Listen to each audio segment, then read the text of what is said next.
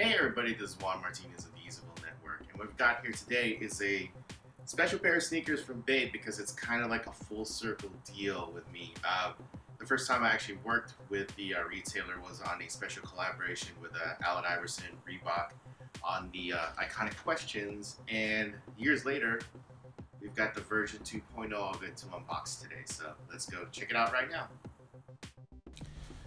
Back in 2013, I had a chance to preview, exclusively I might add, the first version of the Bait Reebok Question collaboration. Sneaker collabs were not as prevalent back then as they are now when we wonder if something is wrong with your boutique if you don't have a collab lined up. And it was especially rare to see Reebok hand over their most iconic basketball sneaker of the past 20 years to a relatively new name like Bait at the time. Sorry, Shaq, your Reebok Shaqnosis isn't as iconic as the question. Although I do like the Shaqnosis, it's a cool shoe, but it's not the question. I'm just saying. But Bait delivered with the 1.0 version of the snake by just going crazy with the eponymous theme. From the cut-off Reebok logo to the liberal use of patent leather to the glow-in-the-dark midsole, it was a monumental drop that had Allen Iverson fans and Reebok heads alike itching for a pair. With less than 1,000 in existence, the 1.0 was not an easy pair of kicks to find, especially in dead stock condition because the novelty and coolness to them back in 2013 practically forced you to wear them. I know I did. Now it's interesting that Bait would go back to the well with a 2.0 release instead of trying something new with the question. There was a second question collaboration that dropped in 2016, but that didn't appear to get the sneaker community as hyped as the original. And with NBA All-Star Weekend emanating in Los Angeles, and with plenty of hype being showered upon their other special edition releases, including their awesome and kinda hilarious Reebok Classic Leather team-up with YG, Bait could afford to dust off a classic but with some changes. If you remember the 2013 Snake 1.0 release, some changes are readily apparent, including the texture of the snakeskin and the use of patent leather and suede.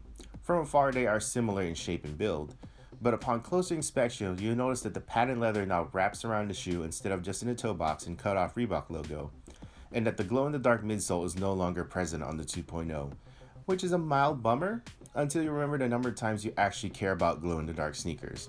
And that's actually just 2 times. Number 1, when you unbox them and put them up to the light and turn off the lights so you can see the glow-in-the-dark effect. And number 2, when you snap a pic for the gram. Other than that, if you care about glow-in-the-dark sneakers, you're probably like, 10 years old? And another nice touch that Bait put together is their with all due respect shirt for Allen Iverson. He did make an appearance at their special pop-up shop in Los Angeles during All-Star Weekend, so they had this special shirt that featured him in various points of his career doing, well, basically what AI does best. And that's basically being one of the most iconic, polarizing, controversial, influential, greatest players of all time. Alright, thanks to Bait for hooking us up with a pair of the Reebok Question Snake 2.0. It doesn't glow, but it's still a pretty good pair. Now if I could just find the one that I own, the 1.0, back here somewhere. It's there, I swear. Well, anyways, thanks to Bait again for hooking us up with a pair of these. This is Juan Martinez of the ezyville Network. Find out more about the network by going to patreon.com/ezyville. That's ECYVILLE.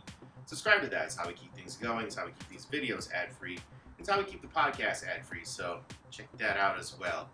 Thanks again for watching, everybody, and I will see you at the next thing.